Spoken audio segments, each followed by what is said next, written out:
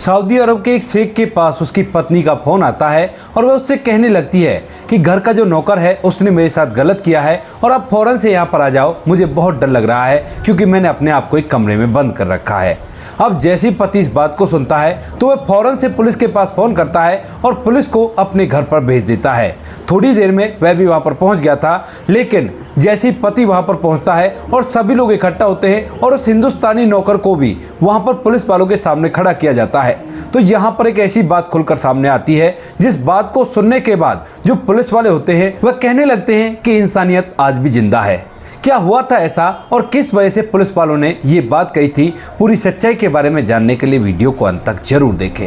एक प्रवीण नाम का लड़का जो कि बिहार के एक छोटे से गांव में रहा करता है अपने माता पिता के साथ और अपने बड़े भैया और भाभी के साथ। यहाँ पर जो प्रवीण होता है वह पढ़ लिख कर एक छोटी सी कंपनी में जॉब करने लगता है और रुपया भी कमाने लगता है। तो इसके बाद माता पिता उसकी शादी की चिंता करते हैं और उसके लिए एक लड़की ढूंढकर उससे उसकी शादी करा देते हैं। लेकिन जैसे ही प्रवीण की शादी होती है तो उसके कुछ दिनों बाद ही, लगभग 1-1.5 महीने बाद ही, जो उसकी पत्नी होती है वह रूठ कर मायके चली जाती है और किसी को कोई भी कारण के बारे में पता नहीं होता है। अब यहाँ पर प्रवीण के माता पिता बार बार उस लड़की से पूछते हैं कि बेटी क्या हो गया, तुम यहाँ पर क्यों आ गई, लेकिन वह कुछ भी बताने के लिए तैयार नहीं होती और जब भी वो उसे आने के लिए कहा करते तो वह साफ साफ इनकार कर दिया करती। इसके बाद यहाँ पर जो प्रवीण के माता पिता होते हैं वो पंचायत लेकर वहां पर जाते हैं और वहां पर जाकर लड़की के माता पिता से पूछने लगते हैं कि आपकी बेटी को पूछो कि वो किस वजह से आ गई, आखिर क्या कमी है हमारे घर में, क्योंकि जिस तरह का वो परिवार था उसी तरह से वो लोग थे और उनके पास किसी भी चीज की कोई कमी नहीं थी। सुख सुविधाओं के सामान ज्यादा तो नहीं थे, लेकिन इतना पैसा वो कमा लिया करते थे कि जिससे गुजारा आसानी से हो जाए। अब यहाँ पर जो लड़की के माता पिता होते हैं वह भी लड़की से पूछने लगते हैं और जब बार बार उस लड़की से पूछा जाता है तो उसके बाद वो बड़ी पंचायत में एक ऐसी बात कहती है जिसे सुनने के बाद प्रवीण के पैरों तले से जमीन खिसक जाती है। यहाँ पर जो लड़की होती है वह कहने लगती है कि कैसे जाऊं मैं उस घर में, क्योंकि जो मेरा पति है वो मर्द तो है ही नहीं। अब इस बात को सुनते ही प्रवीण का सर नीचे की तरफ हो जाता है और उसके पैरों तले से जमीन खिसक जाती है। वहीं पर जो इसके माता पिता होते हैं वह भी इस बात को देखकर पूरी तरह से हैरान हो गए थे। इसके बाद जो लड़की वाले अब तक बेटी से जाने के लिए बार बार बोल रहे थे उन लोगों की भी बातें चुपचाप हो जाती हैं और यहाँ पर पंचायती रूप से इन दोनों का फैसला कर दिया जाता है और दोनों अपने अपने घर में रहने लगते हैं। यहाँ पर जो प्रवीण होता है वह अपने घर में आ जाता है, लेकिन वो बात उसके कान में बार बार गूंज रही है और यहाँ पर पंचायत के अंदर जो लोग गए हुए थे वो लोग गांव में आकर इस बात को पूरी तरह से फैला देते हैं कि इसकी पत्नी ने ये बात कर दी है। अब जब भी प्रवीण अपने घर से बाहर निकला करता तो लोग उसी के बारे में बातें किया करते और उसे देखकर हंसने लगा करते। प्रवीण से ये बातें बिल्कुल भी सहन नहीं होती हैं और उसके बाद वह अपने घर के अंदर अपने आप को बंद कर लेता है और कमरे के अंदर पूरी तरह से बंद रहने लगता है। अब जब माता पिता ये बात देखते हैं तो अपने बेटे को समझाने लगते हैं, कहते हैं बेटा अगर तू बीमार है तो तू ऐसा कर कहीं पर इलाज करा ले, लेकिन इस तरह से अपने आप को कमरे में बंद मत कर। अब यहाँ पर जो प्रवीण के माता पिता होते हैं वह भी यही सोच रहे थे कि जो उनकी बहू कह रही है वो सही है, लेकिन ऐसा कुछ भी नहीं था, वो तो केवल प्रवीण पर इल्जाम लगा रही थी। इसके बाद यहाँ पर जो प्रवीण होता है वह अपने ऊपर इस लगे हुए कलंक को धोना चाहता है, लेकिन वह किस तरह से धोए उसकी समझ में कुछ भी नहीं आता है, क्योंकि अगर वह अपनी पत्नी की जासूसी करता है तो उसके लिए पैसे चाहिए होते हैं और इतने पैसे उसके पास नहीं थे कि जिन पैसों से वो घूम फिरकर अपनी पत्नी के बारे में सारी बातें पता निकाल सके और ये पता कर सके कि उसकी पत्नी ऐसा क्यों कह रही थी। तो इसी वजह से प्रवीण और भी ज्यादा परेशान रहता है और ऊपर से बाहर के लोगों की जो नजरें होती हैं वह उसको खटकने लगती हैं। तो इसी वजह से एक दिन जो प्रवीण का एक दोस्त होता है उसका फोन उसके पास आता है और वो कहने लगता है कि यार अगर तुझे विदेश जाना है तो विदेश के लिए वीजा मिल रहा है और बहुत ही कम पैसों पर है। अब मेरे पास तो इतने पैसे नहीं है, अगर तेरे पास इतने पैसे हो तो तू ऐसा कर विदेश चला जा और वहां पर अच्छी तरह से पैसे कमा लेना और तुम्हारे पास ढेर सारे पैसे हो जाएंगे। अब इस बात को सुनकर जो प्रवीण होता है उसे ये मौका अच्छा लगता है, क्योंकि यहाँ पर रहकर वह लोगों के निगाहों का सामना भी नहीं कर सकता। अगर वह विदेश में रहेगा तो उसके बाद सब कुछ ठीक रहेगा और कोई भी दिक्कत नहीं होगी। यही सोचकर वह उससे पूछने लगता है कितने पैसे लगेंगे, तो यहाँ पर वह उसे पैसे बता देता है, लेकिन इतने पैसे भी प्रवीण के पास नहीं थे, क्योंकि जब से उसकी पत्नी से वो अलग हुआ है तो उसके बाद से उसने कंपनी जाना तो बंद ही कर दिया है और जो कुछ थोड़ी बहुत सेविंग उसके पास थी वो सारी के सारी अब तक उसकी खर्च हो चुकी चुकी थी। इसके बाद जो प्रवीण होता है वह अपने माता पिता से बात करने लगता है और कहता है कि माँ बाबूजी अब यहाँ पर मुझसे नहीं रहा जाता और मैं विदेश में जाकर पैसा कमाना चाहता हूँ। अब इस बात को सुनकर माता पिता पहले तो अपने बेटे से मना करते हैं, लेकिन बेटा कह देता है कि माँ बाबूजी अगर यहाँ पर रहा तो शायद मैं इस दुनिया में नहीं रह पाऊंगा। इस बात को सुनकर माता पिता सोचने लगते हैं कि जब बेटा ऐसा कह रहा है तो इसको जाने देते हैं और पूछने लगते हैं कि बेटा कितना खर्चा आएगा। तो यहाँ पर प्रवीण उन्हें बता देता है और इस रकम को सुनने के बाद जो माता पिता होते हैं वो इधर उधर से कर्ज लेते हैं और कर्ज लेने के बाद अपने बेटे को पैसे दे देते हैं। प्रवीण उन पैसों को लेता है और वहां से सीधा विदेश चला जाता है और विदेश में जाकर पैसा कमाने लगता है। लेकिन वहां पर जाने के बाद जैसे 3 से 4 दिन होते हैं तो उससे एक ऐसा काम करवाया जाने लगता है जिसके लिए उससे कभी भी कहा नहीं गया था, और जब वह उस काम से मना करता है तो यहाँ पर वह एजेंट आता है जो एजेंट इसे यहाँ पर लेकर आया था। और वह आने के बाद एकदम से जो प्रवीण होता है उसे धमकाने लगता है और कहता है कि खबरदार, अगर तुमने किसी भी काम के लिए मना किया, मेरे पास तुम्हारे डॉक्यूमेंट है और मैं तुम्हारी जिंदगी पूरी तरह से बर्बाद कर दूंगा। अब इस बात को सुनकर प्रवीण डर जाता है क्योंकि उसके सारे डॉक्यूमेंट उस व्यक्ति ने अपने पास रख लिए थे और वह ऐसा कर सकता था। तो इसी वजह से जो प्रवीण होता है वो उसके कहे अनुसार उस काम को करने लगता है, लेकिन उस काम में उसका बिल्कुल भी मन नहीं लगता है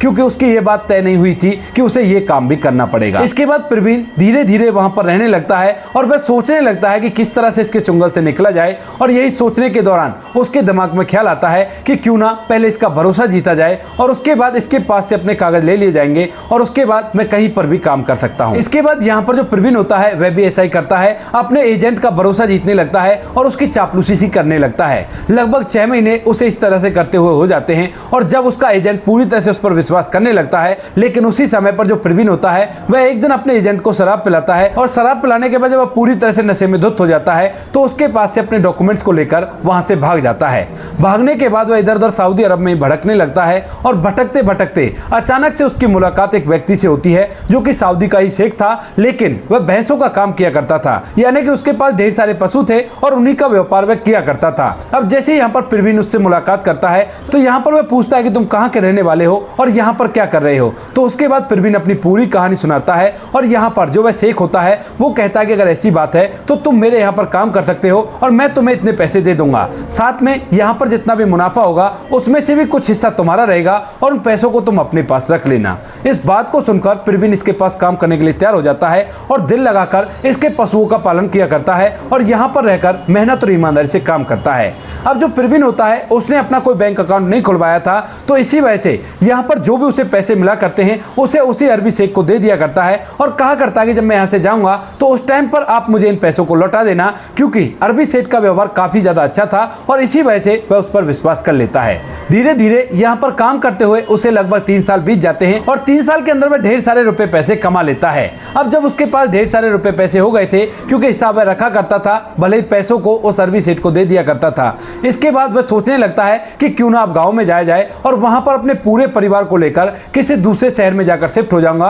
और फिर मेरी जिंदगी आराम से व्यतीत होगी। यही सोचकर वह एक दिन अपने मालिक से कहने लगता है कि मालिक अब मुझे मेरे पैसे दे दो और मैं वापस से इंडिया जाना चाहता हूं, क्योंकि इतने पैसे काफी हैं और मैं अपने परिवार के साथ आराम से जीवन व्यतीत करूंगा। इसके बाद यहाँ पर जो वह शेख होता है वह उसका हिसाब लगाता है और हिसाब लगाने के बाद जब उसको पता चलती है कि इतनी सारी रकम इसने इकट्ठा कर ली है तो उसके बाद उसका मन डुल जाता है और वह उससे बेईमानी करना चाहता है। अब वह डायरेक्ट तो उसे कुछ भी नहीं बोलता और कहने लगता है कि ठीक है चले जाना, कोई बात नहीं, अभी तक तो तुमने काम ही किया है, लेकिन अब ऐसा करो मेरे घर चलो, वहां पर छोटा मोटा काम कर लिया करना और कुछ दिन मेरे घर में भी बिताओ, क्योंकि वहां का मेरा जो नौकर है वो वहां से चला गया है, तो कुछ दिन तक तुम मेरा काम चला दो। अब इस बात को सुनकर यहाँ पर जो प्रवीण होता है वह उस पर बहुत ज्यादा विश्वास किया करता था और इसी विश्वास के चलते वह उसके घर चला जाता है और उसके घर के इधर उधर के काम करने लगता है। लेकिन यहाँ पर जैसे ही अरबी शेख के घर में वो जाता है तो उसके बाद जो उसका मालिक होता है वह उसे घर के अंदर ही बंद कर देता है और कहता है कि यहाँ से बाहर तुम्हें निकलना नहीं है और तुम यहीं पर रहोगे। अब इस बात को सुनकर यहाँ पर जो प्रवीण होता है उसे बड़ी हैरानी होती है, क्योंकि इस पर वह काफी ज्यादा विश्वास किया करता था और यह भी उससे ऐसा कह रहा है। तो इसके बाद वो कहने लगता है कि मालिक आप मजाक क्यों कर रहे हो, लेकिन तभी यहाँ पर जो वह शेख होता है वह अपनी असली चेहरा दिखाता है और कहता है कि देखो यहाँ पर तुम्हारे लिए दूसरा देश है और तुम कहाँ चले गए ये तुम्हें पता भी नहीं चलेगा, क्योंकि हमारा देश है और हम तुम्हारे साथ कुछ भी कर सकते हैं। भलाई इसी में होगी कि जब तक मैं कहूँ तुम्हें यहाँ पर काम करना होगा और जब मेरा मन करेगा तभी मैं तुम्हें यहाँ से भेजूंगा। ऐसा कहकर वो जो शेख होता है उसे जबरन अपने घर के अंदर काम करवाने लगता है और वहीं पर रहकर जो प्रवीण होता है मजबूरी में काम करने लगता है, क्योंकि फिलहाल उसके सारे पैसे और डॉक्यूमेंट उसी के पास हैं। अब वह करे तो क्या करे, क्योंकि उसने इस पर विश्वास करके गलती की थी। इससे अच्छा तो वह बैंक अकाउंट खुलवा लेता, कम से कम उसका पैसा तो सेफ रहता। लेकिन फिर भी वो वहां पर काम करता है और धीरे धीरे कुछ समय बीतता है। उस अरबी शेख की एक पत्नी होती है जिसे वह मालकिन कहा करता है और उसका काम भी बड़ी ईमानदारी और मेहनत से किया करता है। शेख उसे अकेला घर के अंदर छोड़कर चला जाता है अपने काम धंधे को करने के लिए और उससे कहा करता है कि तुझे घर का पूरा काम करना है। प्रवीण जैसे तैसे करके पूरा काम किया करता और तभी अचानक से जब यहाँ पर उसका जो शेख होता है वह किसी काम से बाहर गया हुआ था और 2 दिन बाद लौटने वाला था, तो उसी दौरान यहाँ पर जो उसकी मालकिन होती है वह उससे बातचीत करने लगती है और उससे पूछने लगते हैं उसके घर परिवार के बारे में। तो इसके बाद यहाँ पर जो प्रवीण होता है वह पहले तो उसे कुछ नहीं बताता है, लेकिन जब वह बार बार पूछती है तो उसके बाद एकदम से उसकी आंखों से आंसू निकल आते हैं और इसके बाद जो मालकिन होती है वह पूरी तरह से हैरान हो जाती है और पूछने लगती है कि क्या हुआ। तो यहाँ पर जो प्रवीण होता है वो अपनी पूरी दास्तां उसे सुना देता है और कहता है कि मालकिन क्या करूं, आपके पति ने मुझे यहाँ पर जबरदस्ती रख रखा है, वैसे मैं इंडिया जाना चाहता हूं और मेरे सारे पैसे उन्हीं के पास हैं। अब इस बात को सुनने के बाद मालकिन को विश्वास नहीं होता, क्योंकि उसके पति ने उससे कहा था कि इसे मैं नौकरी पर लाया हूं और आज से घर का काम करेगा। यहाँ पर मालकिन का रवैया उसके लिए काफी ज्यादा नरम था, जबकि उसके मालिक का रवैया उसके प्रति काफी ज्यादा कठोर था। अब इस बात को जब मालकिन सोचती है तो उसे एहसास होता है कि उसका पति इस बेचारे के साथ बहुत गलत कर रहा है, क्योंकि प्रवीण यहाँ पर बात को बताते बताते अपनी आंखों में आंसू ले आया था और फूट फूट कर रोने लगा था। इसके बाद जो मालकिन होती है उसे लाकर एक रुमाल देती है और उससे कहती है कि अपने आंखों के आंसू को पोंछ लो और कोई बात नहीं, जब तुम्हारे मालिक आएंगे तो मैं उनसे बात करूंगी, शायद वो मेरी बात मान जाए। इस बात को कहकर वह उसे चुप करा देती है और जब 2 से 3 दिन बाद जो शेख होता है वह वापस लौटता है तो उसके बाद उसकी पत्नी इस बारे में उससे बात करती है। लेकिन जैसे पति को यह पता चलता है कि पत्नी को यह बात पता चल गई है तो उसके बाद उसे धमकाने लगता है और कहता है कि खबरदार, अगर तुमने इसकी तरफदारी की तो मुझसे बुरा कोई भी नहीं होगा। अब इस बात को सुनकर जो उसकी पत्नी होती है वो एकदम से डर जाती है, लेकिन फिर भी डरते हुए कहने लगती है कि जो आप कर रहे हो वो गलत है और ऐसा बिल्कुल भी नहीं होना चाहिए। लेकिन पति साफ साफ मना कर देता है और कहता है कि जैसा मैं कहूंगा वैसा ही इस घर में होगा और तुम्हारे यहाँ पर कोई भी चलने वाली नहीं। अगर इसकी ज्यादा तरफदारी करी तो फिर देख लेना, मुझसे बुरा कोई भी नहीं होगा। ऐसा कहकर वह अपनी पत्नी को चुप करा देता है और पत्नी चुपचाप रह जाती है और कुछ भी अपने पति से नहीं कह पाती है। अब यहाँ पर इसी तरह से कुछ समय और बीतता है, लेकिन कुछ समय बाद जब ये बात प्रवीण को पता चलती है कि उसकी मालकिन ने उसकी हिमायत ली थी, लेकिन उसके मालिक ने उसे भी धमका दिया है, तो उसके बाद एक दिन जब उसका मालिक बाहर रहता है तो वह अपनी मालकिन का धन्यवाद करने लगता है। कहता है कि मालकिन, आपका बहुत बहुत धन्यवाद, आपने जो मेरे बारे में इतना सोचा इतना ही काफी है। कोई बात नहीं, अगर वो मुझे नहीं भेज रहे